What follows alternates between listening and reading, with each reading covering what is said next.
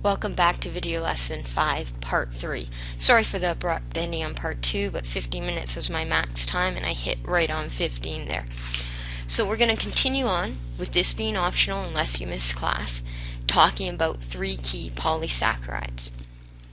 And once again, just as we formed the disaccharides, the polysaccharides are formed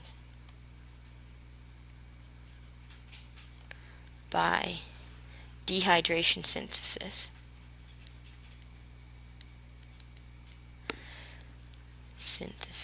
And in this case, all 3 polysaccharides that we're going to look at, it's a dehydration synthesis between glucose molecules.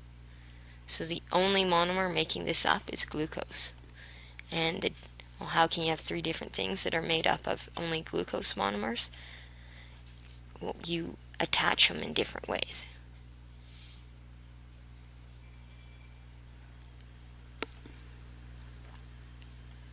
So again, we're going to play spot the difference. So look at the first polysaccharide, compare it to the structure of the second polysaccharide, and then to the structure of the third polysaccharide. The first one is starch. Starch is made primarily in plants, but we consume it and break it down for the glucose. You think of things like flour. Pasta is made from flour.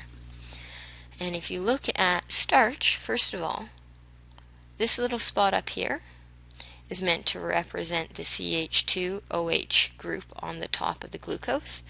If we look at this, they all line up on the same side. And it's a nice straight line. So starches are relatively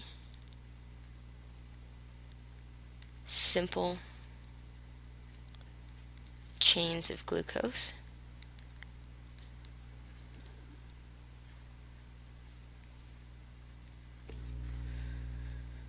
With CH2OH group all on same side.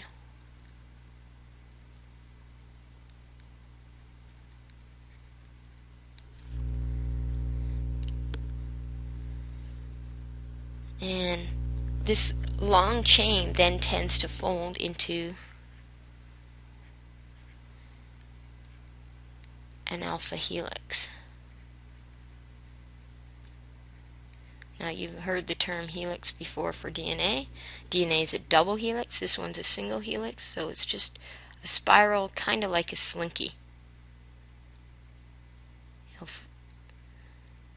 So we draw it as this nice straight chain, but it actually spirals like that. Okay. Our body is quite happy to digest this. So happily, or I should say easily, digested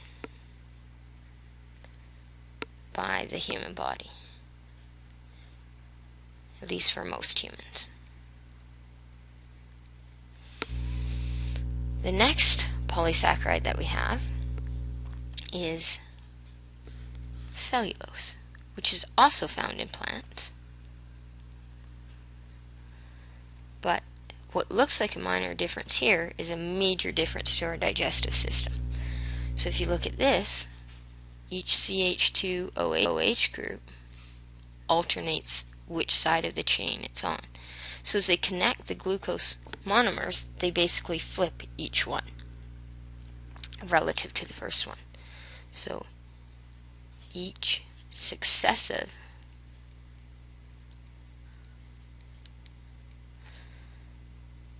CH2OH group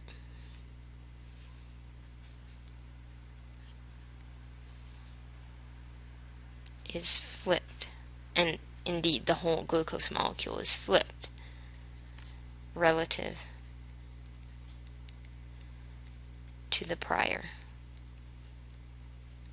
group. Minor difference? Perhaps, but when it comes to our digestive system, it's a major difference we cannot digest cellulose. But if we can't digest it, you wonder why we eat it. We're supposed to eat our vegetables full of cellulose because this is the roughage in our diet that keeps us healthy. Digest cellulose. Sorry.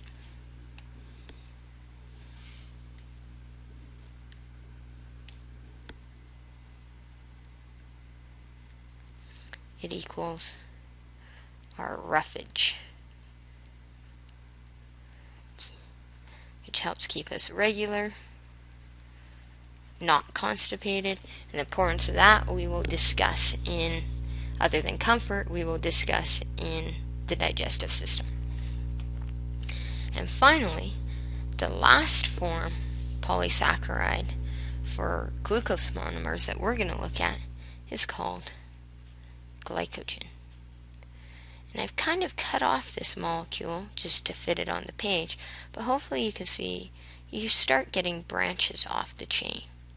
So these branches would be much longer, and off of them you might get more branches. So it becomes a very complex molecule. Okay, so it's more complex, and it's actually found in animals.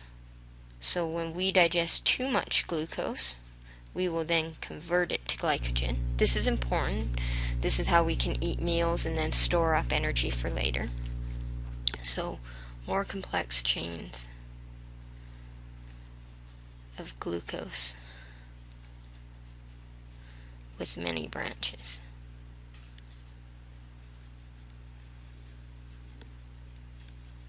And what happens is when we consume a lot of glucose, or we have excess glucose, our liver converts excess glucose to glycogen.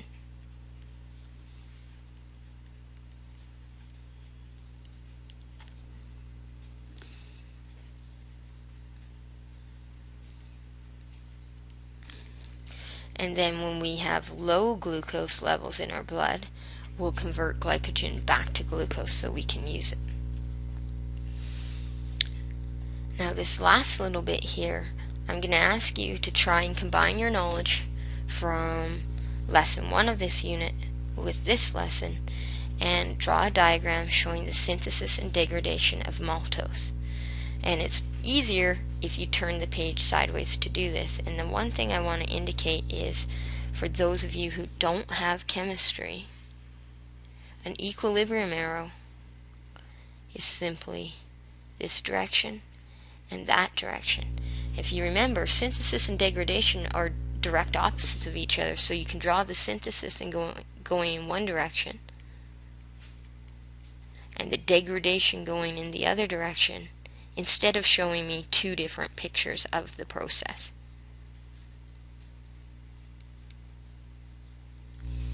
Okay, so you're going to be asked to draw synthesis and degradation of maltose, so you're going to have to know what monomers are involved and how the bond would be formed, and label all of these different portions.